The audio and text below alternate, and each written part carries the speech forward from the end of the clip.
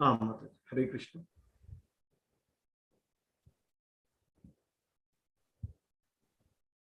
హరే కృష్ణ అండి అందరికీ.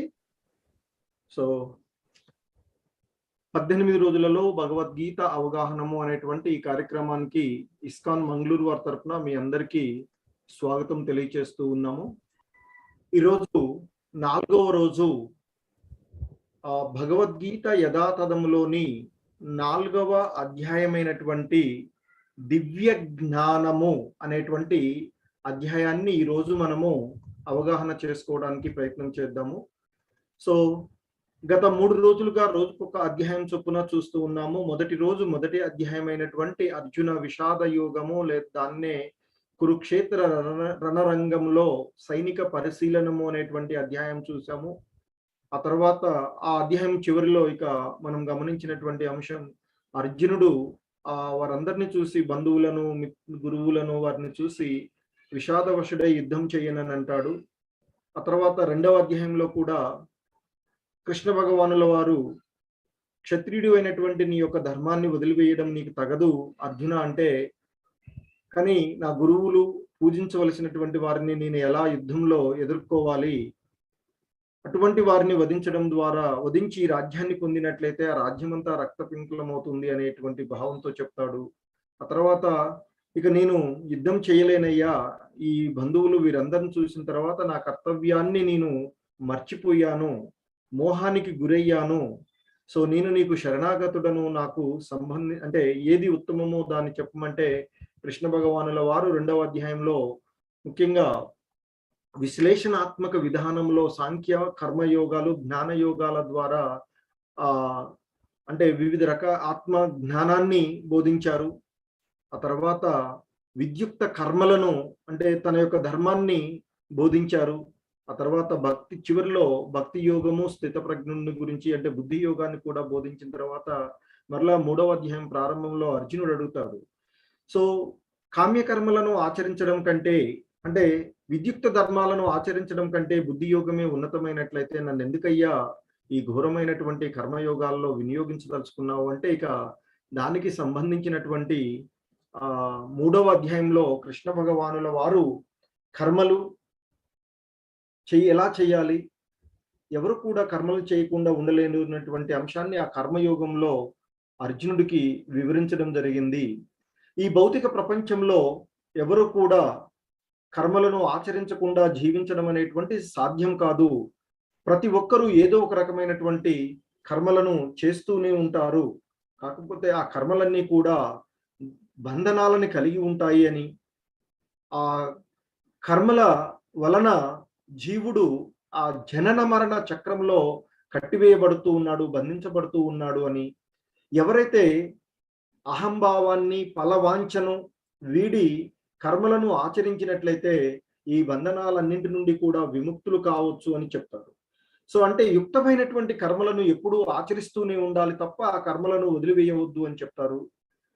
అయితే ఆ కర్మలను ఆచరించేటప్పుడు ఆ కర్మల యొక్క ఫలాలను వదిలివేసి అంటే ఫలాపేక్ష రహితంగా కర్మలు చేస్తూ ఉండాలి. ఫలాలు భగవంతుడే మనకు అంటే మనం చేసినటువంటి కర్మల ప్రకారంగా ఫలాలు ఆ భగవంతుడు మనకు అందిస్తాడు అనేటువంటి భావనతో చేయాలి. అంతేకాని కర్మ ఫలాలను ఆశించడం లేదు కదా అని చెప్పేసి కర్మలు మానరాదు అని కూడా చెప్తూ ఉన్నారు. అలాగే ఫలితం ప్రియమైనదిగా ఉన్న ఒక్కొక్కసారి మనకి మనం ఆశించినటువంటి ఫలితం వస్తూ అంటే మనం ఏదో అనుకుంటామో అటువంటి ఫలితం వస్తుంది. ఒక్కొక్కసారి ఆ ఫలితం రాకపోవచ్చు. అంటే మనం చేసేటువంటి కర్మలకు ఫలితము ప్రియమైనదిగా ఉన్నా అప్రియమైనదిగా ఉన్నా రెండింటి సమమైనటువంటి బుద్ధితో స్వీకరించాలి అని చెప్తూ ఉన్నారు. అలాగే కర్మేంద్రియాలను అదుపులో ఉంచినట్లు కనిపిస్తూ ఉన్న మనసులో మాత్రం ఇంద్రియ విషయాలపైనే చింతన చేస్తూ ఉండేటువంటి విషయాన్ని కపట వైరాగ్యము అని, అటువంటి వారిని కపట ఆచారులు అని, అలా కాకుండా తమ జ్ఞానేంద్రియములతో మనసును అదుపులో ఉంచుకొని కర్మను ఆచరిస్తూ ఉన్నట్లయితే, ఆ కర్మయోగాన్ని ఆచరిస్తూ ఉన్నట్లయితే అదే నిజమైనటువంటి వైరాగ్యము అని చెప్పారు. అలాగే ఈ సమాజంలో ప్రామాణికమైనటువంటి వ్యక్తులు ఏవైతే ఉత్తమమైనటువంటి కర్మలను చేసి వారు మార్గదర్శకులుగా ఉంటారో, అంటే చేస్తూ ఉంటారో అటువంటి వాటిని ఈ సాధారణమైనటువంటి జనాలంతా కూడా ఆచరిస్తూ ఉంటుంటారు అని చెప్తారు. అంటే వారు ఆ ప్రామాణికులైనటువంటి మహాత్ములైనటువంటి వారు ఏదైతే కర్మలను ఉత్తమమైనటువంటి కర్మలను నెలకొల్పుతారో వాటిని మిగిలిన వాళ్ళన్నీ కూడా ప్రమాణంగా తీసుకొని అనుసరిస్తూ ఉంటుంటారు అని చెప్తారు. అలాగే కర్మల పట్ల ఆసక్తిని, వ్యామోహాన్ని పెంచుకోకూడదు అని, ఆ కార్యం సిద్ధించినా సిద్ధించకున్నా సమభావనతో కలిగి ఉండాలని, ఫలాపేక్ష లేకుండా చేసేటువంటిది నిష్కామ కర్మ అని, ఫలాపేక్షతో చేసేటువంటిది అధమమైనటువంటి కర్మ అని, అలాగే ఈ కర్మలన్నీ కూడా యజ్ఞరూపుడైనటువంటి విష్ణువు కొరకే చేయాలి అని చెప్పారు. సో అలా చేయడం ద్వారా, ఆ కృష్ణార్పణ బుద్ధితో చేయడము ద్వారా అవి ఎటువంటి బంధనాలు ఉండకుండా అవి మోక్ష ప్రదాయకాలుగా ఉంటాయి అని చెప్పారు. అవే పవిత్రమైనటువంటి కర్మలు, అదే పవిత్రమైనటువంటి యజ్ఞము అని. సో అదే విధంగా ఆ యజ్ఞ చక్రాన్ని కూడా ఆ కృష్ణ భగవానుల వారు వివరించడం జరిగింది. అదే నిన్నటి అధ్యాయంలో మనం చూసినటువంటి కర్మ యోగము. సో ఇక ఈరోజు మనము ఆ భగవద్గీత యథాతథంలోని 18 రోజులలో భగవద్గీత అవగాహనము అనేటువంటి ఈ కార్యక్రమంలో ఈరోజు దివ్య జ్ఞానము, అంటే భగవంతునితో సంబంధం ఉన్నటువంటి ఆ జ్ఞానం, అదే జ్ఞాన కర్మ సన్యాస యోగము అనేటువంటి అధ్యాయాన్ని ఈరోజు మనము అవగాహన చేసుకోవడానికి ప్రయత్నం చేద్దాము.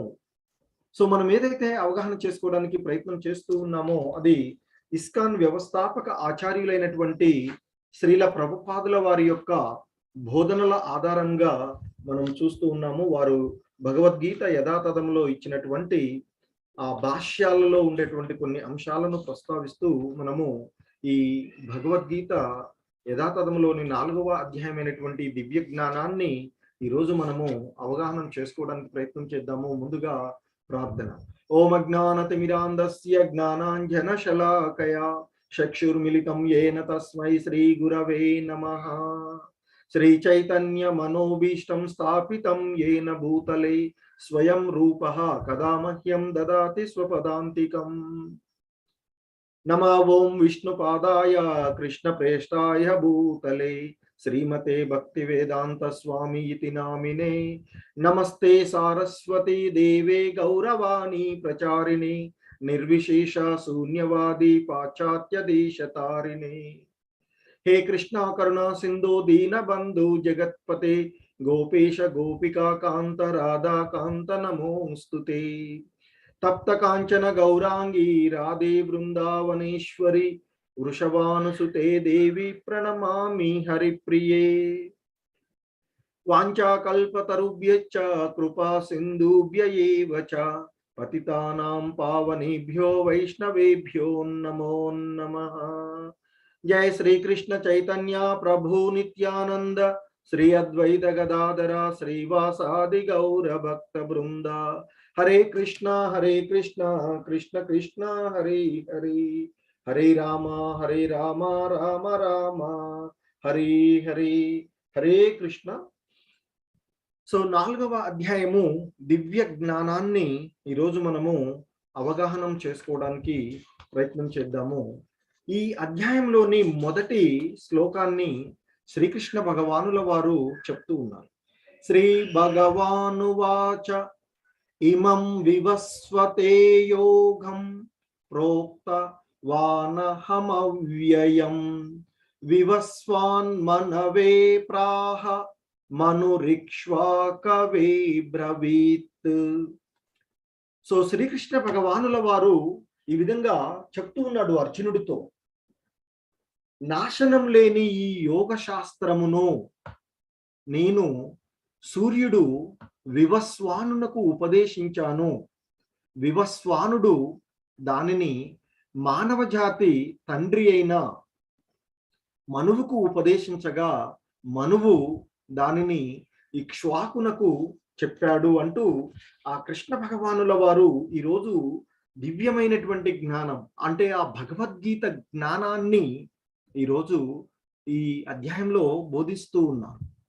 సో అందుకే ఆయన అంటున్నారు నాశనము లేనటువంటిది, అంటే సనాతనమైనటువంటిది, శాశ్వతంగా ఉండేటువంటి ఆ యోగ శాస్త్రం ఏదైతే ఉందో దానిని నేను సూర్యుడు వివస్వానునకు వివరించాను అంటున్నాడు. అంటే ఈ సృష్టి ప్రారంభంలో ఆ సూర్యుడి యొక్క, అంటే ఇక్కడ ఆయన సూర్యుడి యొక్క నామము వివస్వానుడు అని చెప్తారు. సో అటువంటి ఆ వివస్వానునకు వివరించాను అని చెప్తున్నారు. అంటే ఇక్కడ సూర్యలోకము మొదలు సర్వలోకములందరి కూడా ఇక్కడ ఉండేటువంటి ఆ రాజవంశాలకు చెందినటువంటి వారందరూ కూడా ఈ భగవద్గీత జ్ఞానాన్ని వారందరికీ కూడా ఈ ప్రాచీన కాలము నుండే ఈ భగవద్గీత జ్ఞానము బోధించబడినది, ఉపదేశించబడినది అని చెప్తూ ఉన్నారు. సో అందుకే దాని యొక్క చరిత్ర ఇక్కడ చెప్తూ ఉన్నారు ఆయన. అంటే సర్వలోక ప్రజలు ఆ రక్షణ కల్పించడానికి వారందరూ కూడా అక్కడ ఉండేటువంటి రాజులు, రాజర్షులుగా పిలువబడేటువంటి వారందరూ కూడా ఈ భగవద్గీత జ్ఞానాన్ని, ఎందుకంటే అన్ని లోకాలకు కూడా ఆ క్షత్రియ వంశంలో మొదటిగా ఉండేటువంటి వాడుగా చెప్పబడేటువంటిది సూర్యుడు, సూర్యవంశంలో. ఆ సూర్యుడైనటువంటి వివస్వానుడికి మొదటగా ఈ భగవద్గీత, ఈ దివ్యమైనటువంటి జ్ఞానాన్ని వివరించాను అని చెప్తూ ఉన్నారు. ఆ తర్వాత ఆ సూర్యుడు తన యొక్క పుత్రుడైనటువంటి మానవ జాతికి పితగా చెప్పబడేటువంటి, మన మానవ జాతి అంతా కూడా మనువు నుంచే వచ్చిందని చెప్పుకుంటాం. కాబట్టి అటువంటి ఆ మానవ జాతి తండ్రి, పితగా పిలువబడేటువంటి మనువుకి ఆ సూర్యుడు దాన్ని వివరించాడు. ఇక సూర్యుడేమో తన యొక్క సూర్యుడికి మనువుకు చెప్పాడు సూర్యుడు. ఆ మనువు తిరిగి ఈ దివ్యమైనటువంటి జ్ఞానాన్ని తన యొక్క కుమారుడు, అలాగే ఆ సూర్య వంశం, శ్రీరామచంద్రుడు వచ్చినటువంటి ఆ వంశంలో మూల పురుషుడుగా ఉండేటువంటి, ముఖ్యుడుగా ఉండేటువంటి ఆ ఇక్ష్వాక రాజునకు చెప్పాడు అని చెప్తున్నారు. సో ఆ విధంగా ఇది మానవ జాతికి ఆ విధంగా పరంపర ద్వారా మొదటగా సూర్యుడికి, సూర్యుడి నుండి మనువుకి, మనువు నుండి ఇక్ష్వాకునకు, ఆ విధంగా పరంపర ద్వారా గురు శిష్య పరంపర మాదిరిగా ఒకరి నుండి ఒకరికి అది అందించబడింది. ఆ విధంగానే ఆ రాజర్షులు అంతా కూడా ఆ అవగాహన చేసుకుని తన ప్రజలకి ఆ భగవద్గీత జ్ఞానాన్ని కలగజేసి ఆ రాజ్యాన్ని పరిపాలిస్తూ ఉండేవారు అని చెప్తారు. ఎందుకంటే సూర్యుడే సమస్త గ్రహాలన్నిటికీ కూడా రాజై ఉన్నాడు. సో కాబట్టి ఆ గ్రహాల ద్వారా మిగిలినన్నిటికీ కూడా అందించబడేటువంటి సమాచారం ఆయనకి మొదటగా భగవంతుడు ఇచ్చాడు. ఆ తర్వాత ఆయన నుండి ఆ మానవ జాతి తండ్రి ఆయన నుండి ఆయన యొక్క కుమారుడైనటువంటి ఇక్ష్వాక రాజుకి అలా వివరించడం జరిగింది అని చెప్తున్నారు. సో ఇంకా ఆయన చెప్తున్నాడు, ఇంకా ఆ కృష్ణ భగవానుల వారు అర్జునుడితో అంటూ ఉన్నారు, ఓ శత్రువులను జయించేవాడా, ఈ దివ్య జ్ఞానము ఈ విధంగా గురు శిష్య పరంపర ద్వారా స్వీకరించబడినది. రాజర్షులు దానిని ఆ విధంగా అర్థం చేసుకున్నారు. కానీ కాలక్రమంలో ఆ పరంపర విచ్ఛిన్నమైనది, అందుకే ఈ యోగము నశించినట్లు కనిపిస్తుంది. సో మొదట సూర్యుడికి ఆ కృష్ణ భగవానుల వారు భగవద్గీతను మొదట సూర్యుడికి అందించారు. ఆ సూర్యుడేమో తన యొక్క పుత్రుడు మరియు శిష్యుడైనటువంటి మనువుకు అందించాడు. మనువు తిరిగి మరలా తన కుమారుడు ఈ ఇక్కడ ఆ ఇక్ష్వాకుడికి అందించడం జరిగింది. ఆ విధంగా వారు ఆ పరంపర ద్వారా దాన్ని స్వీకరించి దానిని ఆచరిస్తూ తన రాజ్యంలో ఉండేటువంటి ప్రజలను పరిపాలిస్తూ వారందరికీ కూడా ఈ జ్ఞానాన్ని అందిస్తూ ఆ సుఖశాంతులతో ఉండే విధంగా ఆ రాజర్షులు వారు ఆ విధంగా అర్థం చేసుకున్నారు. కానీ కాలక్రమంలో మనం ఇంతకుముందు అనుకున్నట్లుగా కపట ఆచార్యులు ఉండేటువంటి ఆ భగవద్గీతకు విపరీతమైనటువంటి ఆ భావాలు చెప్తూ వారి యొక్క సొంత ఆలోచనలతో ఆ భగవంతుడు ఏ ఉద్దేశంతో అయితే భగవద్గీతను అందించాడో దానిని మార్చి వారి యొక్క ఆ అసుర స్వభావాలు కలిగినటువంటి వారి యొక్క సొంత భావనలతో ఈ జ్ఞానాన్ని మార్చివేసినట్టు జరుగుతుంది. అది భగవంతుడు గమనించాడు. అందుకే కృష్ణ భగవానుల వారు అంటున్నారు, కానీ కాలక్రమంలో ఆ పరంపర విచ్ఛిన్నమైనది, అందుకే ఆ యోగము నశించినట్లు కనిపిస్తుంది. అంటే ఆయన ఏ ఉద్దేశంతో దానిని బోధించారో ఆ బోధించినటువంటి ఆ ఉద్దేశము ఇప్పుడు భగవద్గీత ఈ మానవాళికి అందించబడడం లేదు. సో అందుకే ఓ అర్జున, ఆయన చెప్తూ ఉన్నారు ఇక్కడ, నీవు నా భక్తుడవు, మరియు మిత్రుడవు.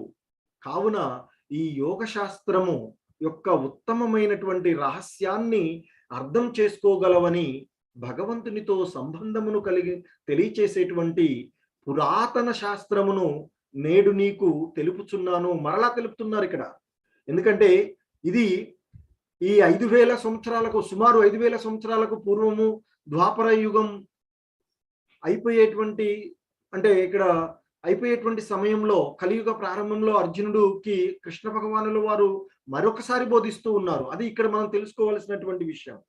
దీనిని అంతకు ముందే సూర్యుడికి బోధించాను అని చెప్పారు. కాబట్టి ఇక్కడ ఆ పరంపర నశించిపోవడం వల్ల ఆయన ఏ ఉద్దేశంతో దాన్ని ఇచ్చారో అది ఈ లోకంలో అది కనిపించకపోయేటప్పటికీ మరలా ఆయన తిరిగి అదే దివ్యమైనటువంటి జ్ఞానాన్ని తన యొక్క మిత్రుడు, భక్తుడు, ఉత్తమముడైనటువంటి ఆ అర్జునుడికి ఆ ఉత్తమమైనటువంటి మహోన్నతమైనటువంటి ఆ భగవంతునితో సంబంధం ఉన్నటువంటి ఆ దివ్య జ్ఞానాన్ని, ఆ పురాతనమైనటువంటిది, ఎంతో పురాతనంగా ఉండేటువంటి సుమారుగా 120 కోట్ల సంవత్సరాలకు పూర్వంగా ఉండేటువంటి ఆ విషయాన్ని ఆయన ఇక్కడ మనకి తెలియచేస్తూ ఉన్నారు.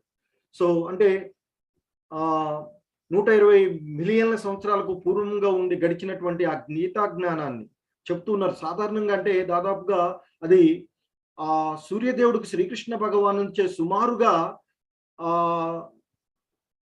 12,04,00,000 సంవత్సరాలకు పూర్వమే ఇది తెలియబడినట్లుగా భావించబడుతూ ఉంటుంది. మరి అటువంటి జ్ఞానాన్ని తిరిగి మరలా ఈ ద్వాపర యుగంలో కృష్ణ భగవానుల వారు తన శిష్యుడు, మిత్రుడు, బంధువు అయినటువంటి, భక్తుడు అయినటువంటి అర్జునుడికి మరలా తెలియచేస్తున్నారు. తద్వారా మనందరికీ కూడా ఈ భగవద్గీత జ్ఞానం, ఆ భగవంతునితో సంబంధం ఉన్నటువంటి జ్ఞానము అందించబడుతూ ఉంది.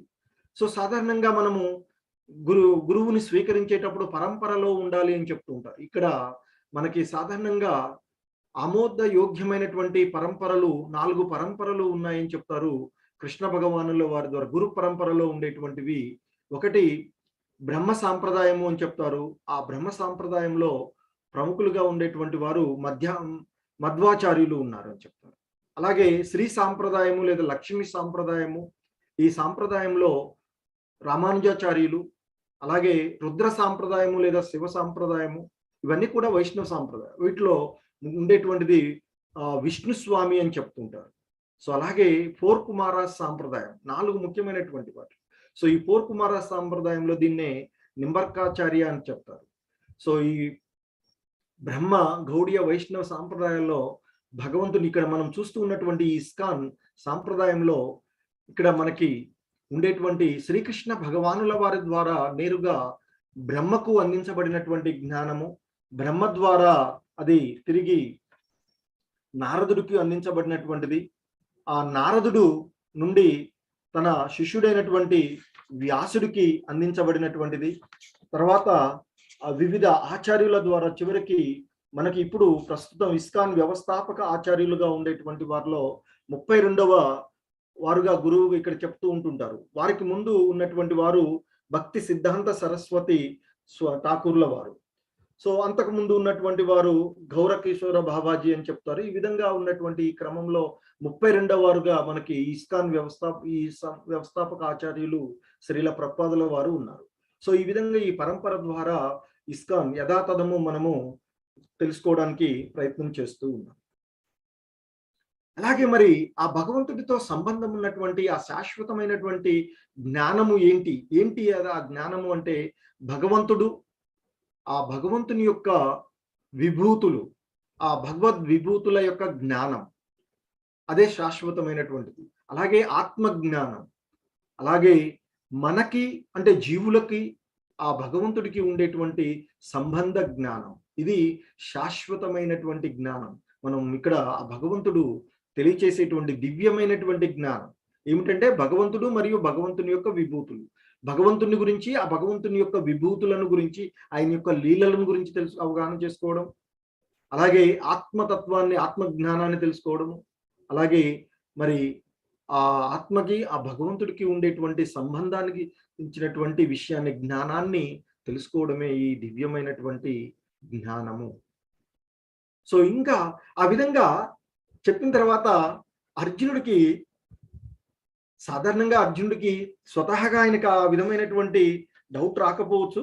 ఆయన ఎందుకంటే అర్జునుడు పరమభక్తుడు కాబట్టి ఆ కృష్ణుడు చెప్పినటువంటి విషయాలపైన నమ్మకం లేకపోవడం అనేటువంటిది అతనికి ఉండకపోవచ్చు. కానీ ఈ భవిష్యత్తులో మనలాంటి వాళ్ళకి ఈ కలిగేటువంటి సందేహాలు ఉన్నాయి కాబట్టి వాటన్నిటిని నివృత్తి చేయడానికి అర్జునుడు కృష్ణ భగవానుల వారిని అడుగుతున్నాడు. అది ఇక్కడ ఒక ఉత్తమ విద్యార్థి, ఉత్తమమైనటువంటి శిష్యుడు గురువుని అడుగుతున్నాడు తనకు కావలసినటువంటి ఆ విషయాన్ని. సో ఈ విధంగా అంటున్నాడు అర్జునుడు. అర్జున ఉవాచ అపరం భవతో జన్మ పరం జన్మ వివస్వతః కథమేతద్విజ్ఞానీయాం త్వమాదౌ ప్రోక్తవానితి.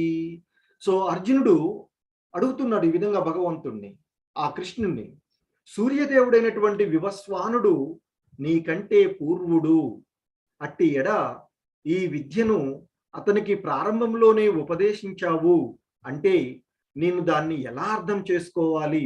చూడండి ఎలా నమ్రతతో వినయంతో అడుగుతూ ఉన్నాడో అర్జునుడు. సో సాధారణంగా అదే శిష్యుడు కాకుండా బావబామర్దులుగాను లేదా స్నేహితులుగాను ఉన్నట్లయితే ఏం మాట్లాడుకుంటాం మనం? స్నేహితుల మధ్య డౌట్ వచ్చింది అనుకోండి, మనకి ఏమంటాం? చెప్పొచ్చు నువ్వు లేవయ్యా, సూర్యుడేమో ఎప్పుడో సృష్టి ప్రారంభంలో ఉన్నాడు, ఆయన ఎప్పుడో పుడితేనో నీవేమో మొన్న నాతోనే ఉంటివి, నాతో మన ఇద్దరం కలిసి ఆడుకుంటూ మనతో పుట్టినటువంటి నువ్వు ఎప్పుడో పుట్టినటువంటి సూర్యుడు చెప్పినావు అంటే నేను ఎట్లా అర్థం చేసుకోవాలయ్యా దీన్ని అంటాం మనం కదా. కానీ శిష్యుడిగా ఉన్నాడు కదా. సో శిష్యుడిగా అడిగేటువంటి విధం, ఒక గురువుని అడిగేటువంటి విధానంలో ఇక్కడ వినయ నమ్రతతో అడుగుతూ ఉన్నాడు. సూర్యదేవుడైనటువంటి వివస్వానుడు నీకంటే పూర్వుడు అంటే సృష్టి ప్రారంభంలోనే ఉన్నాడు కదా ఆయన. ఆయన నీకంటే జన్మచే నీకంటే పూర్వుడు కదా, నీకంటే ముందున్నటువంటి వాడు కదా. మరి నీవేమో నాతో పాటే ఈ ద్వాపర యుగంలో వచ్చావు. మరి ఇటువంటి నీవు ఈ దివ్యమైనటువంటి జ్ఞానాన్ని, ఈ సనాతనమైనటువంటి ధర్మాన్ని, ఈ దివ్య జ్ఞానాన్ని సృష్టి ప్రారంభంలోనే ఆయనకి చెప్తున్నా అంటున్నావు. మరి దీన్ని నేను ఏ విధంగా అర్థం చేసుకోవాలయ్యా అంటూ భవిష్యత్తులో ఎవరికి ఎటువంటి సందేహాలు రాకుండా మనలాంటి వారికి మరలా కలిగేటువంటి వీటన్నిటిని కూడా నివృత్తి చేయడానికి ఆ కృష్ణ భగవానుల వారి నుండి సమాధానాన్ని రాబట్టడానికి అర్జునుడు అడిగాడు ఆ విధంగా. సో దానికి ఆ కృష్ణ భగవానుల వారి సమాధానం చెప్తూ ఉన్నారు ఇక్కడ.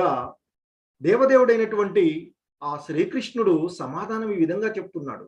ఓ పరంతప అంటే శత్రువులను జయించేటువంటి వాడా, నీకును మరియు నాకును పలు జన్మలు గడిచినవి, కానీ నీవు వాటిని మరిచిపోయావు, అవన్నీ నాకు జ్ఞాపకమున్నాయి.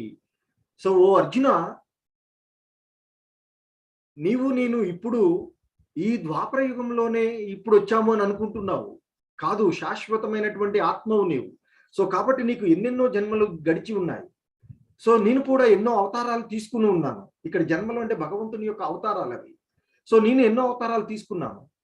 కానీ మానవుడైనటువంటి మనకేమో ఇవన్నీ మర్చిపోతూ ఉంటాము, భగవంతుడికి అవన్నీ కూడా గుర్తు ఉంటాయి. అదే మనకి భగవంతుడికి ఉండేటువంటి తేడా. సో కాబట్టి ఆయన అంటున్నాడు, ఓ పరంతప, నీకు నాకు పలు జన్మలు గడిచినవి అంటే మనం అనేక యుగాలలో ఇలా వచ్చిపోతూ ఉన్నాము. ఎన్నో జన్మల ద్వారా అంటే అవతారాలు తీసుకొని నేను వస్తున్నాను, జన్మల ద్వారా నీవు వస్తూ ఉన్నావు. కానీ అవన్నీ కూడా నీవు మర్చిపోయావయ్యా. నాకేమో అవన్నీ గుర్తు ఉన్నాయి. అందుకే నేను సృష్టి ప్రారంభంలోనే ఆ వివస్వానునికి చెప్పాను అనేటువంటి విషయం నాకు గుర్తుంది, కానీ నీకు అది గుర్తులేదు. ఇక్కడ నారాయణుడు నరుడుకు మధ్య జరిగేటువంటి, నారాయణుడైనటువంటి ఆ భగవంతుడు నరుడైనటువంటి అర్జునుడికి మధ్య జరుగుతున్నటువంటి సంభాషణ. సో నరుడుగా ఉన్నటువంటి అర్జునుడు ఇవన్నీ కూడా మర్చిపోయాడు. తన గత జన్మలకు సంబంధించినటువంటి విషయాలన్నీ కూడా మర్చిపోయాడు.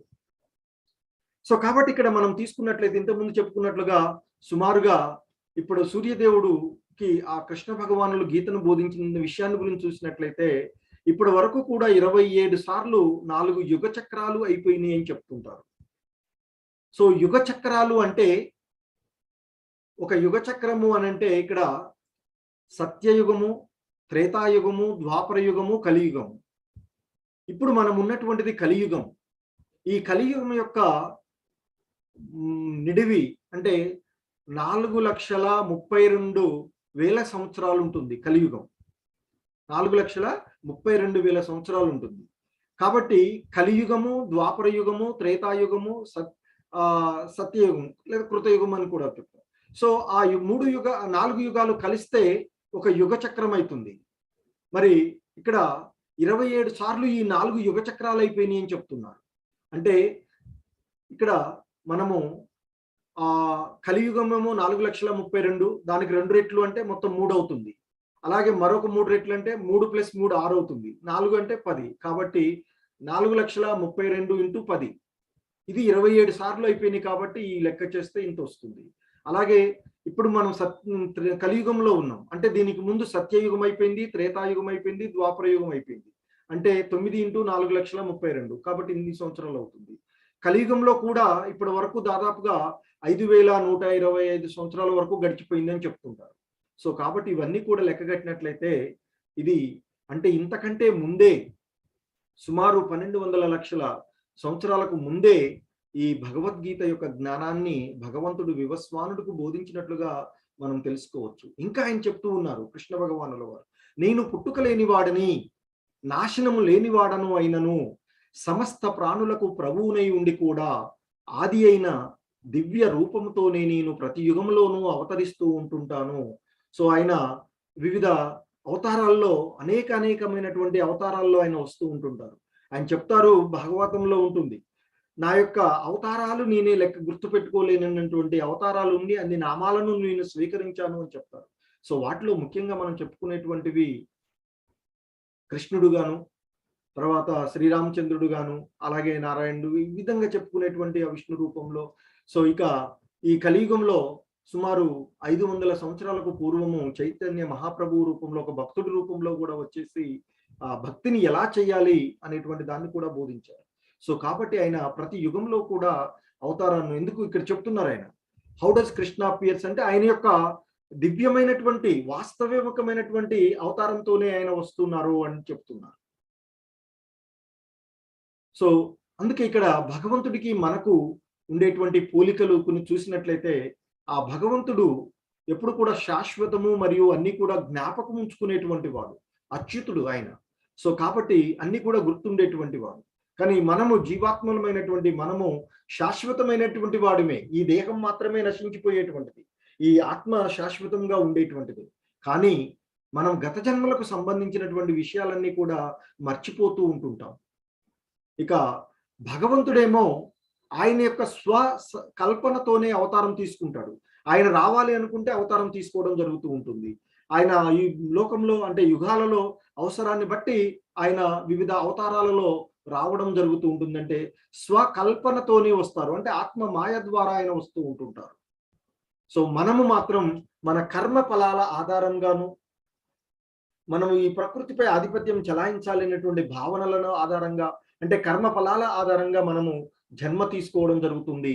మనము రావడానికి కారణమయ్యేటువంటిది మహామాయ. ఈ మాయలో పడిపోవడం వల్లనే మనం వివిధ రకాల జన్మలు, జనన మరణ చక్రాలలో పడిపోవడం జరుగుతూ ఉంటుంది.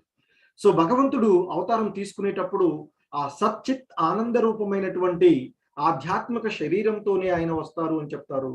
మనం మాత్రం ఆ జడ పదార్థంతో కూడినటువంటి భౌతిక శరీరాన్ని మనము అంగీకరిస్తాము. అది అసత్, అచిత్, అలాగే నిరానందమైనటువంటి, ఆనందరహితమైనటువంటి, ఎప్పుడు కూడా దుఃఖాలతో కూడినటువంటి ఈ దేహాన్ని మనము పొందుతూ ఉంటామని చెప్తారు.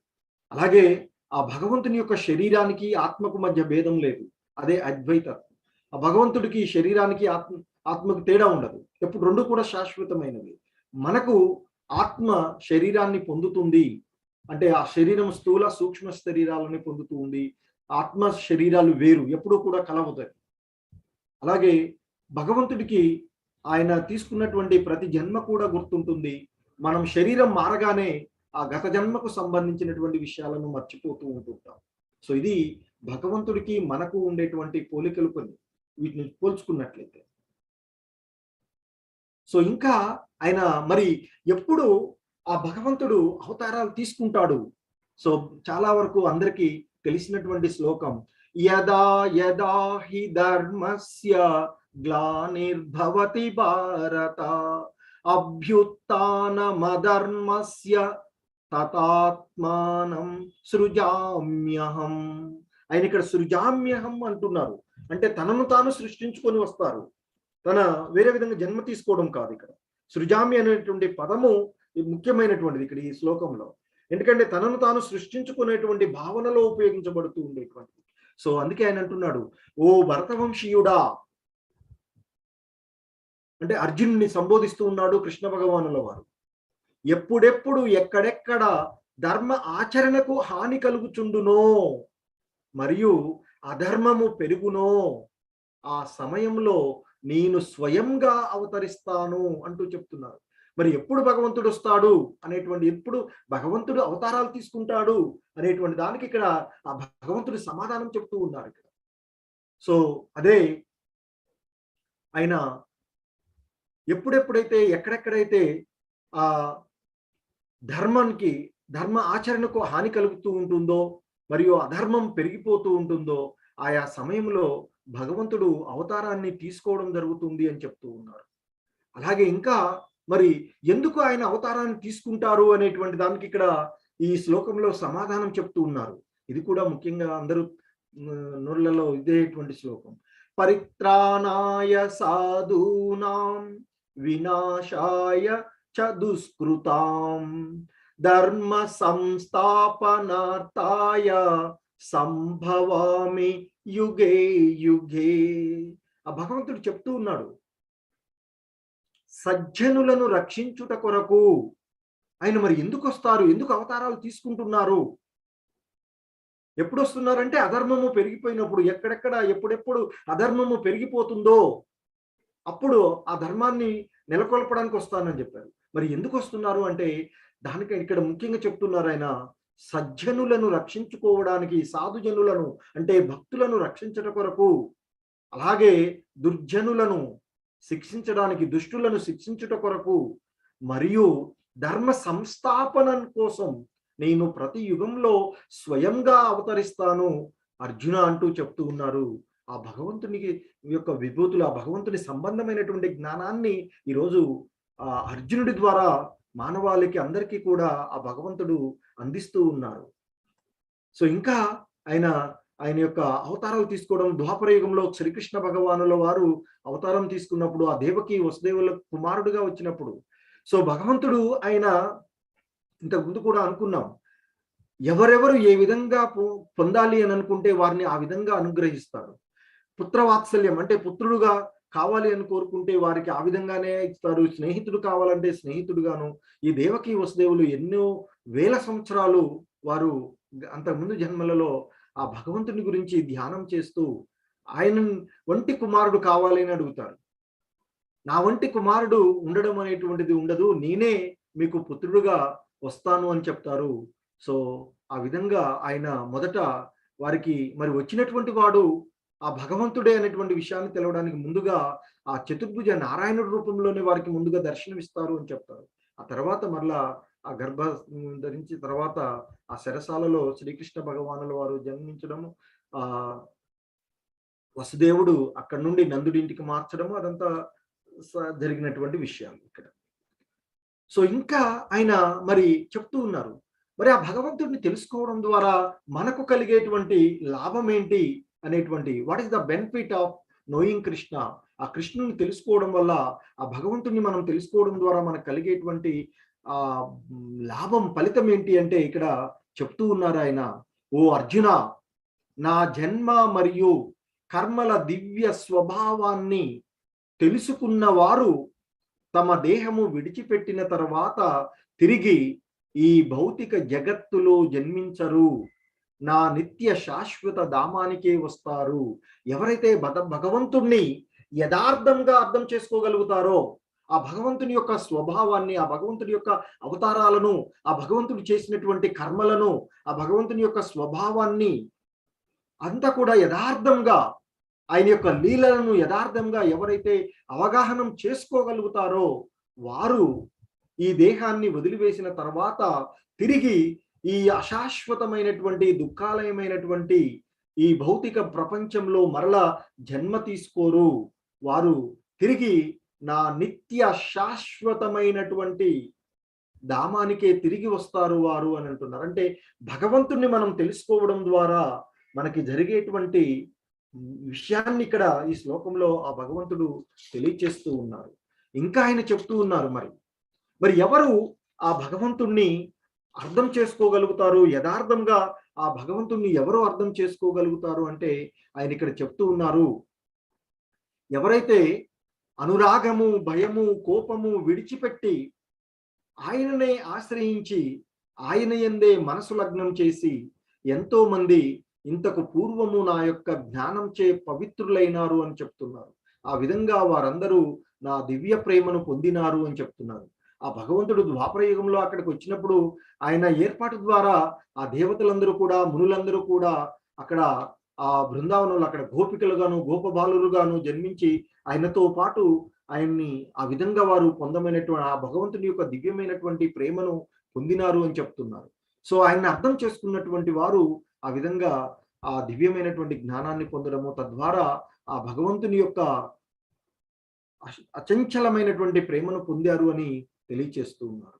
సో ఇంకా ఆయన చెప్తూ ఉన్నారు, ఓ అర్జున, ఎవరెవరు ఏ విధంగా నన్ను శరణజొచ్చుతారో ఆ విధంగా వారిని నేను అనుగ్రహిస్తాను. ఓ అర్జున, అందరూ అన్ని విధాల నా మార్గాన్ని అనుసరిస్తూ ఉన్నారు. సో ఇంతకుముందే చెప్పాము, పుత్ర వాత్సల్యంగా మనం పుత్రుడిగా కావాలంటే ఆ భగవంతుడు మనకి పుత్రుడుగా అనుగ్రహం ఇస్తారు. సో ఆయనతో కలిసి ఉండేటువంటి, ఆయనతో కలిసి నాట్యం ఆయన్ని ప్రేమికుడుగా పొందాలి అని అనుకుంటే ఆ విధంగా కూడా అవకాశం ఆయన ఇస్తారు. ఆయన్ని నిత్యం మనము మంచిగా తయారు చేసేటువంటి అవకాశం నాకు రావాలి అని అంటే ఆయన్ని నిరంతరం మంచిగా తయారు చేసి ఆయనతో సంగత్వంలో ఉండే విధంగాను. సో ఏ విధంగా ఎవరికి, లేదా కొంతమంది మనకు దివ్యమైనటువంటి శక్తులు కావాలి అనేటువంటి సిద్ధులుగా కావాలి అనుకుంటే అటువంటి శక్తిని కూడా ఇస్తారు అని చెప్తారు. సంపదలు కావాలని కోరుకుంటే అవి ఇస్తాను అని చెప్తున్నారు. సో ఏ ప్రాముఖ్యత వారికి మనకి కావాలి అంటే అటువంటి దాన్ని ఆయన అనుగ్రహిస్తాను అని తెలియచేస్తూ ఉన్నారు. సో ఇంకా చెప్తూ ఉన్నారు ఆయన, కానీ ఈ భౌతిక జగత్తులో ఉండేటువంటి మానవులందరూ కూడా కర్మలలో విజయం కోరుకున్న కారణంగా, అంటే విజయాన్ని తొందరగా కోరుకునేటువంటి కారణంగా వారు దేవతలను పూజిస్తూ ఉన్నారు. సహజంగా వారు జగత్తులో త్వరగానే కర్మ ఫలాలను పొందుతారు. అంటే మనము ఆ భగవంతుడి నుండి ఫలితాలను పొందాలి అంటే కొంత, ఎందుకంటే ఒక ఉన్నతమైనటువంటి అధికారి ఉన్నాడు, ప్రధానమంత్రి ఉన్నాడు అనుకోండి, ప్రధానమంత్రి దగ్గరికి నేరుగా వెళ్ళాలంటే కొంత కష్టమవుతుంది అని. కాబట్టి పని తొందరగా జరగాలి అంటే జరుగుతుంది, ప్రధానమంత్రి దాకా మనం విషయాన్ని తీసుకువెళ్తే ఆయనతో మనం చేయగలిగితే. కానీ మనకి అంత సమయం ఉండదు కదా, ఏం చేస్తాము, తొందరగానే పని కావాలని మధ్యలో ఉండేటువంటి మధ్యవర్తుల ద్వారా, అంటే ఇక్కడ భగవంతుని అనుగ్రహం ద్వారానే వీరందరూ కూడా ఆయా శాఖలలో పనిచేస్తూ ఉంటారు. సో కనుక ఇతర దేవతలందరినీ కూడా మనము తొందరగా మన యొక్క ఆ కర్మల యొక్క ఫలాలను పొందాలి అనేటువంటి ఉద్దేశంతో మనము ఇతర దేవత ఆరాధన జరుగుతుంది అని, అది కూడా ఆయన యొక్క అనుగ్రహం ద్వారానే జరుగుతుంది. సో వారు కూడా ఆయన యొక్క అనుమతి ద్వారా ఆ ఫలితాలను త్వరగానే ఇస్తారు అని తెలియచేస్తూ ఉన్నారు. సో అలాగే ఇంకా చెప్తూ ఉన్నారు ఆయన, ఈ సమాజంలో ఉండేటువంటి మానవులను 4 రకాలుగా వర్గీకరించడానికి కారణాన్ని ఇక్కడ చెప్తున్నారు. నిన్న ప్రభు కూడా అడిగారు, ఒక ప్రభు, చాతుర్వర్ణం మయా సృష్టం గుణ కర్మ విభాగశః తస్య కర్తారమపి మాం విద్య కర్తారమవ్యయం. సో ఆయన చెప్తున్నాడు, ఈ త్రిగుణములు అలాగే ఆ గుణాలతో వాటితో ఆ మానవుడికి ఉన్నటువంటి సంబంధము, అలాగే వారు చేసేటువంటి కర్మల ప్రకారం. సో ఇక్కడ జాగ్రత్తగా వినాల్సినటువంటి అంశం, మనలో ఉండే, అంటే మానవులలో ఉండేటువంటి గుణాలు, ఆ గుణాలతో ఉండేటువంటి సంబంధము, ఆ సంబంధంలో చేసేటువంటి కర్మల ప్రకారంగానే మానవ సమాజంలోని 4 విభాగాలు నాచే సృష్టించబడినవి అని చెప్తున్నారు. అంటే జన్మ సంబంధం కాదు ఇక్కడ, ఆ జీవులలో ఉండేటువంటి గుణాలు, వారు చేసేటువంటి పనులు ఆధారంగా చేసుకొని 4 విభాగాలుగా నాచే సృష్టించబడినవి. ఈ విధానమునకు నేను కర్తను అయినప్పటికీ మార్పు లేనివాడని కనుక నన్ను అకర్తగానే తెలుసుకోవాలి అని చెప్తూ ఉన్నారు. ఎందుకంటే వాస్తవానికి మనం చేసుకున్నటువంటి వాటి ప్రకారంగానే అవి చేయబడుతుంది. కాబట్టి ఇవన్నీ కూడా ఈ సృష్టికర్త భగవానుడే, ఇవన్నిటినీ ఆయన నుండి, ప్రతిదీ కూడా అతని నుండే సృష్టించబడినది. సో కాబట్టి ఇవన్నీ కూడా ఆయన చేసినప్పటికీ కూడా ఆయన శాశ్వతుడు, మార్పు లేనటువంటి వాడు.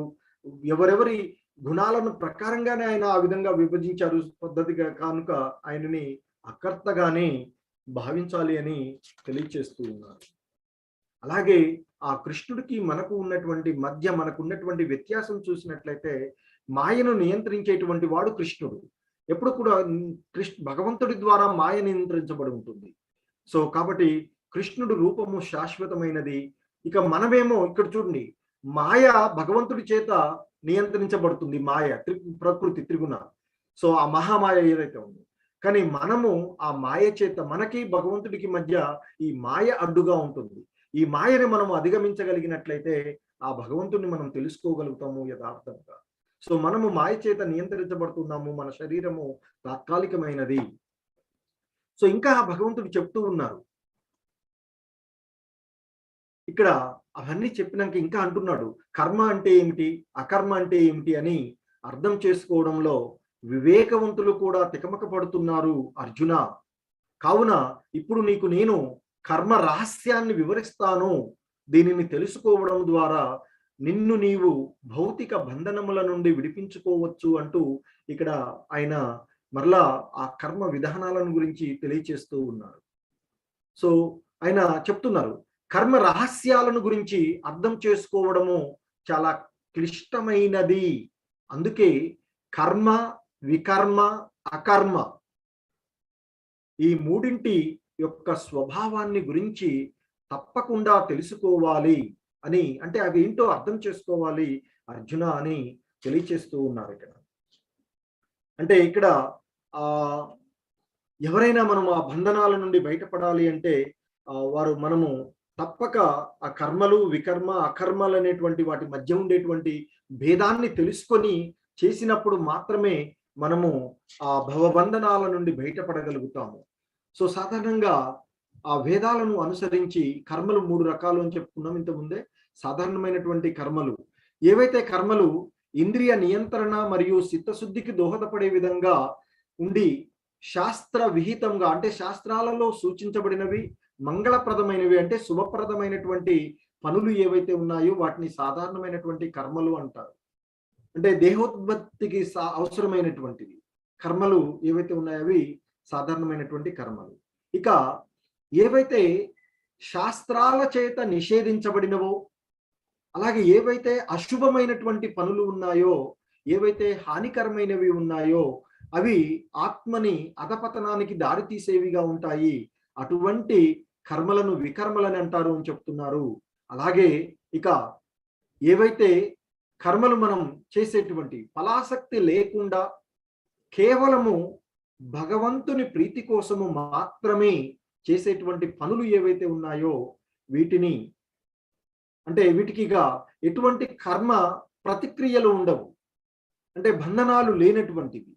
సో బంధనాలు లేనటువంటి కర్మలు కనుక ఇవి జీవాత్మను బంధించవు, ఎటువంటి బంధనాలను అవి కలగజేయవు అని చెప్తారు. అంటే భగవంతుని సంబంధంలో చేసేటువంటి కర్మలు, ఫలాసక్తి లేకుండా చేసేటువంటి కర్మ ఏదైతే ఉందో అది అకర్మ అని చెప్తున్నారు. అంటే భగవంతుని ప్రీతి కోసం మాత్రమే చేసేటువంటి పనులు ఏవైతే ఉన్నాయో అవి అకర్మలు అని చెప్తూ ఉన్నారు.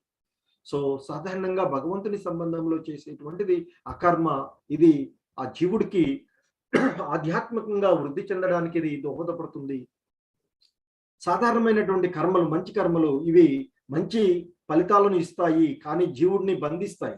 సుఖము, సంతోషము లేదా స్వర్గాలను చేరుకొని అవి అక్కడ ఆ బంధనాల్లో పడేస్తూ ఉంటాయి. కానీ వికర్మ అనేటువంటిది, ఇక ఇది చెడు కర్మలు, ఇవి జీవుడిని పతనాన్ని చెందించేటువంటివిగా ఉంటాయి అని చెప్తారు.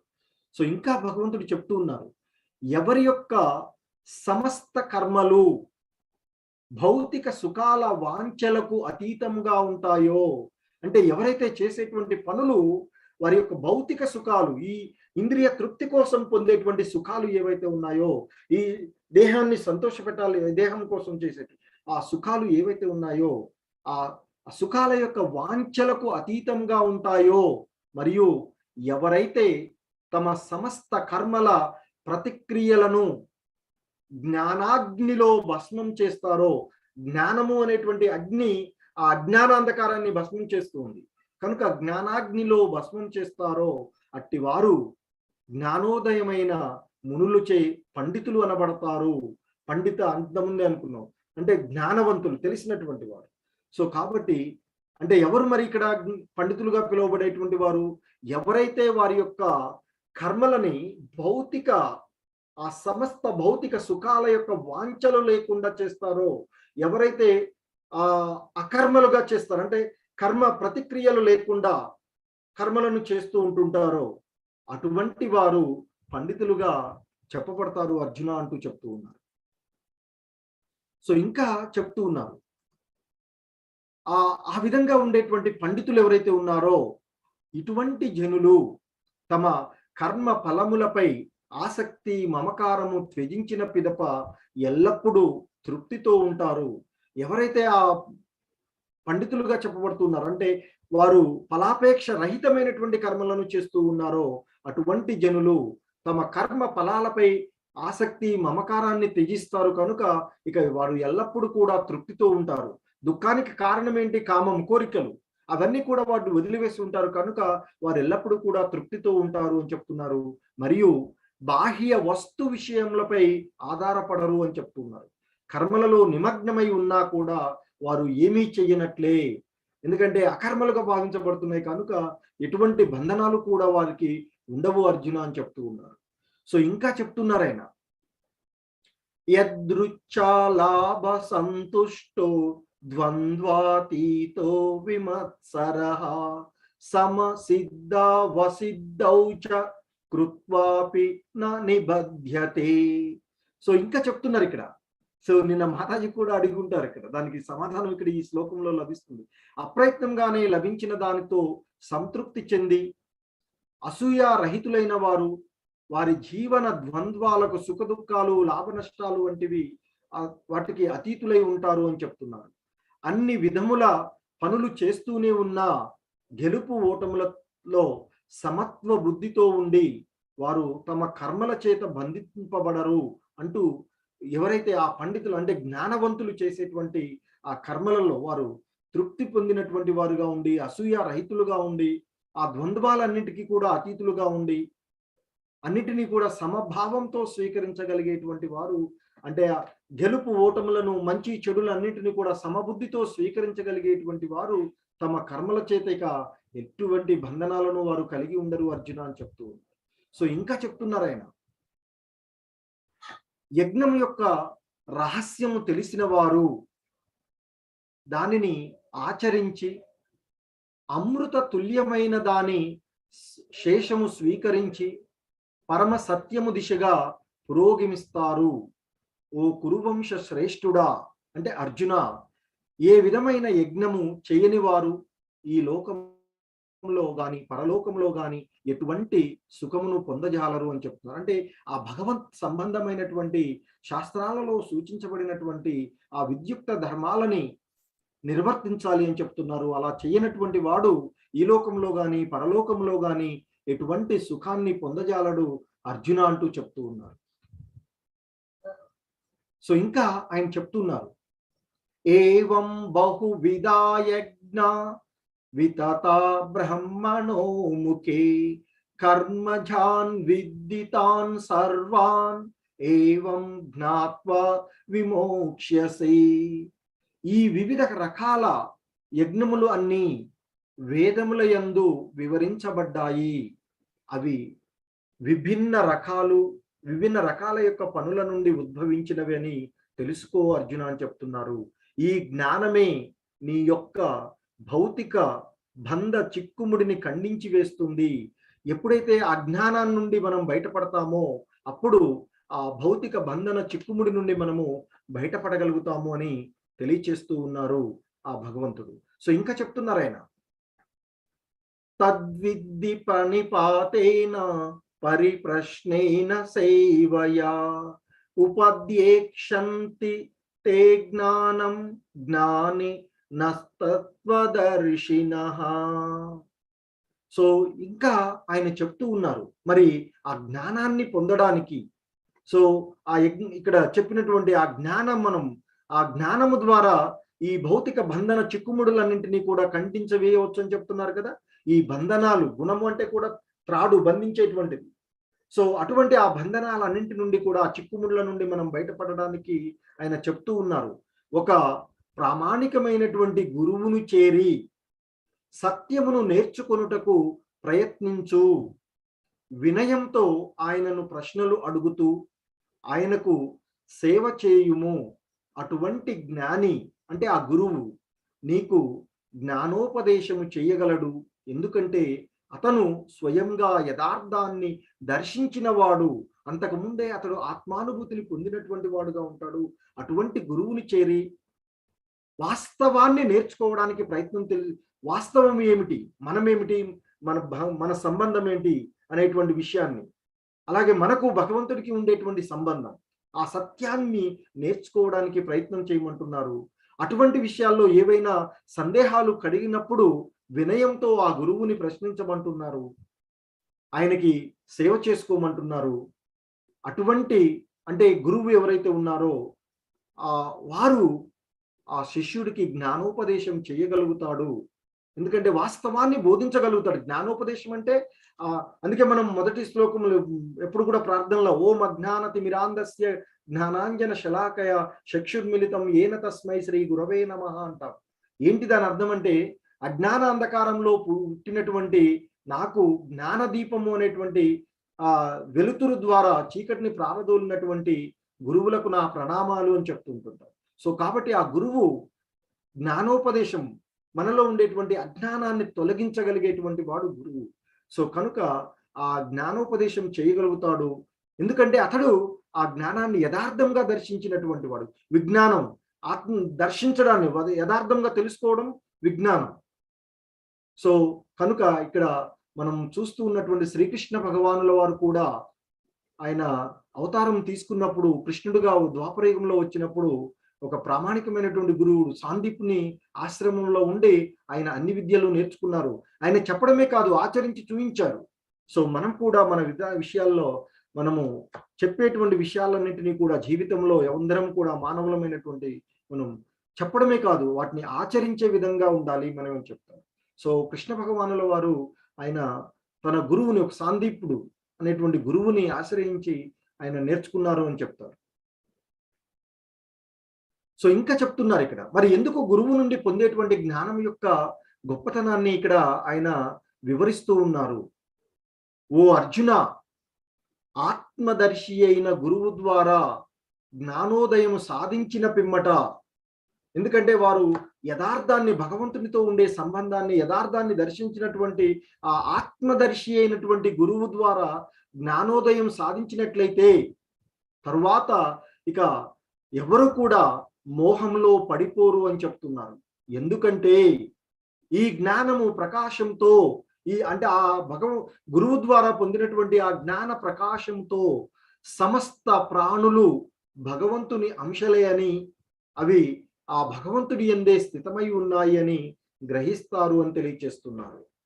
సో ఆ విధంగా భగవంతుడు గురువు ద్వారా తెలుసుకునేటువంటి ఆ జ్ఞానాన్ని, ఆ భగవంతుడితో సంబంధాన్ని కలిగినటువంటి జ్ఞానం యొక్క ప్రాముఖ్యతను తెలియచేస్తూ ఉన్నారు ఇక్కడ. సో ఇంకా ఆయన చెప్తూ ఉన్నారు, పాపులందరిలో పరమ పాపిష్టి వారు అని పరిగణించబడిన వారు కూడా, అంటే ఎన్నెన్నో పాపాలు చేశారు అని భావించబడేటువంటి వారు కూడా ఆధ్యాత్మిక దివ్య జ్ఞానం అనేటువంటి పడవలో స్థితులై ఉండి ప్రాపంచిక భవసాగరాన్ని దాటిపోవచ్చు అని చెప్తున్నారు. అంటే ఎవరైతే ఆ భగవంతుని సంబంధంలో, ఆ కృష్ణ చైతన్యంలో ఆ కృష్ణుడే పరమ అవధిగా భావించి ఆ భగవంతుని యొక్క దివ్యధామంని చేరుకోవడమే జీవుడి యొక్క పరమగమ్యము అని భావించి ఆ ఆధ్యాత్మికమైనటువంటి దివ్య జ్ఞానము అనేటువంటి పడవలో స్థిరంగా కూర్చున్నట్లయితే ఎటువంటి మహాసముద్రాలనైనా దాటివేయవచ్చు. సో ఇక్కడ కూడా అదే చెప్తున్నారు ఆయన, పాపులందరిలో పరమ పాపిష్టి వారు అని పరిగణించబడే వారు కూడా ఆధ్యాత్మిక దివ్య జ్ఞానం అనేటువంటి పడవలో స్థితులై ఉన్నట్లయితే, ఆ పడవలో స్థిరంగా కూర్చుని ఉంటే, అంటే ఆ భక్తి మార్గాన్ని స్థిరంగా ఆచరిస్తూ ఉన్నట్లయితే ఈ ప్రాపంచిక భవసాగరాన్ని ఆ మహాసముద్రం వంటి ప్రాపంచిక ఈ భవబంధనాలన్నింటినీ కూడా దాటిపోవచ్చయ్యా అంటూ చెప్తూ ఉన్నారు. సో ఇంకా ఆయన చెప్తూ ఉన్నారు, మరి ఆ గురువు ద్వారా పొందినటువంటి ఆ జ్ఞానం ఏదైతే ఉందో అది ఎటువంటి జ్ఞానం అంటే చెప్తున్నారు ఇక్కడ ఆయన. కృష్ణ భగవానుల వారు అర్జునుడితో అంటున్నారు, ఓ అర్జున, మండే అగ్ని కట్టెలను బూడిద చేసినట్లు జ్ఞానాగ్ని కూడా, జ్ఞానము అనేటువంటి దీపం ప్రకాశం అగ్ని ఏదైతే ఉందో అది కూడా ఈ భౌతిక కర్మల నుండి జనించేటువంటి ఫలాలన్నింటినీ కూడా భస్మం చేసేస్తుందయ్యా అని చెప్తూ ఉన్నారు. సో ఇంకా ఆయన తెలియచేస్తున్నారు ఇక్కడ, శ్రద్ధావాన్ లభతే జ్ఞానం తత్పర సంయతేంద్రియ జ్ఞానం లబ్ధ్వా పరాం శాంతి మచిరేనాధిగచ్చతి. సో ఆ మరి ఈ జ్ఞానాన్ని అంటే ఆ గురువు ద్వారా పొందేటువంటి ఆ దివ్యమైనటువంటి జ్ఞానాన్ని, ఆ ప్రకాశం చేయగలిగేటువంటి జ్ఞానం ఏదైతే ఉందో ఆ జ్ఞానాన్ని ఎవరు మరి పొందగలుగుతారు, ఎవరు ఆ జ్ఞానాన్ని సాధించగలుగుతారు అనేటువంటి విషయాన్ని ఇక్కడ ఆయన తెలియజేస్తున్నారు. ఎవరు మరి ఈ జ్ఞానాన్ని పొందగలుగుతారు అంటే, దివ్య జ్ఞాన తత్పరుడై శ్రద్ధ విశ్వాసాలు కలవాడు, తమ మనో ఇంద్రియముల నియంత్రణ అభ్యాసం చేసిన వారు, దివ్య ఆధ్యాత్మిక జ్ఞానాన్ని పొందుటకు అర్హుడగును. ఆ దివ్య ఆధ్యాత్మిక జ్ఞానం ఏదైతే ఉందో, ఏదైతే ఈ భవబంధనాలన్నింటినీ ఉండి కూడా బయటపడవేస్తుందో, అటువంటి జ్ఞానాన్ని పొందడానికి ఎవరు అర్హుడు, ఎవరు మరి దాన్ని సాధించగలరు అంటే చెప్తున్నారు, దివ్య జ్ఞాన తత్పరుడై ఉండాలి, శ్రద్ధ విశ్వాసాలు కలిగి ఉండాలి అని చెప్తున్నారు. అలాగే తమ మనసుని, ఇంద్రియాలను నియంత్రణ చేసుకోగలిగేటువంటి స్థితిలో ఉండాలి అని చెప్తున్నారు. మరి ఇటువంటి శ్రేష్టమైన అలౌకిక జ్ఞానంతో, ఆ దివ్యమైనటువంటి జ్ఞానంతో వారు అతి త్వరగా శాశ్వతమైనటువంటి పరమ శాంతిని పొందుతారు అర్జున అంటూ చెప్తున్నారు. సో ఇంకా మరి ఎవరు ఈ దివ్యమైనటువంటి జ్ఞానాన్ని పొందలేరు, ఈ ఆధ్యాత్మిక దివ్య జ్ఞానాన్ని పొందలేరు అనేటువంటి విషయానికి ఇక్కడ చెప్తూ ఉన్నారు.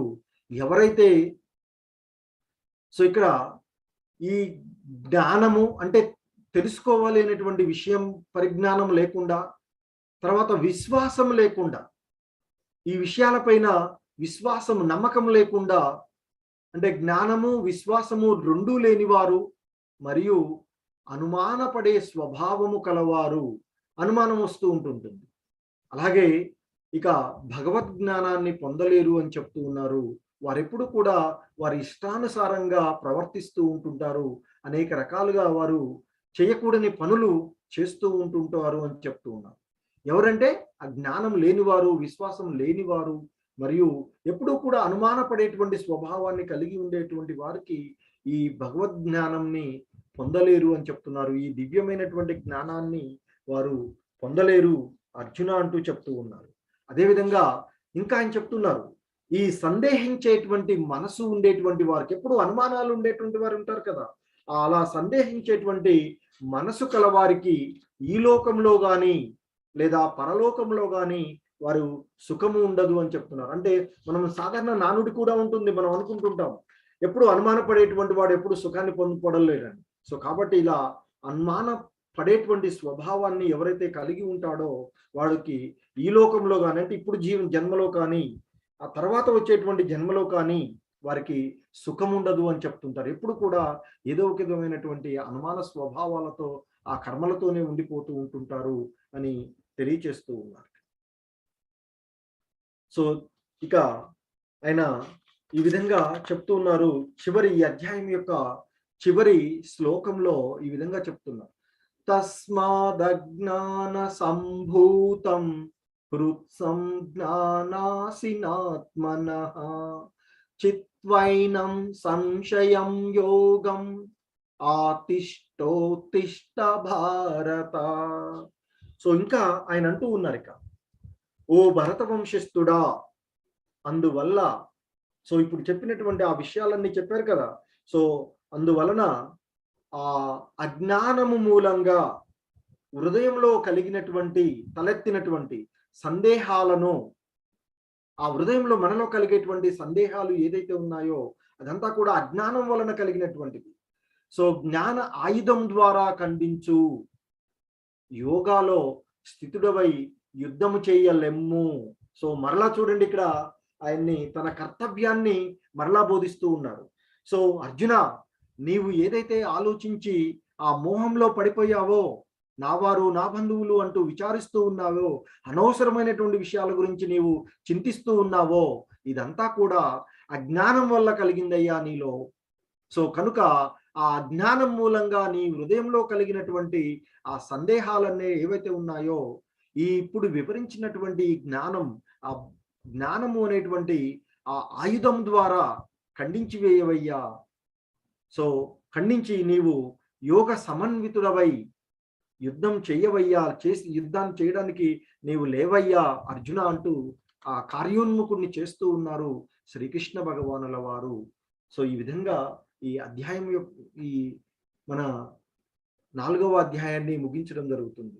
సో మనము ఈరోజు శ్రీల ప్రభుపాదుల వారి యొక్క కోట్ చూసినట్లయితే, think of Krishna always and try to work sincerely and everything will come automatically. So ఇంతకుముందు అనుకున్నాం కదా, ఫలాపేక్ష రహితమైనటువంటి, సో భగవంతుని గురించి ఆలోచనల ద్వారంలోనే ఉండి ఆయన మనం శ్రద్ధ విశ్వాసాలతో ఆయన్ని ఆలోచిస్తూ ఆయనపైనే ధ్యాసన కలిగి ఆయన సేవ చేస్తూ ఉన్నట్లయితే మనకి కావలసినవన్నీ కూడా ఆయన సమకూరుస్తారు అని చెప్తున్నారు. సో హరే కృష్ణ, కృష్ణం వందే జగద్గురు. హరే కృష్ణ అండి అందరికీ. ధన్యవాదాలు. హరే కృష్ణ.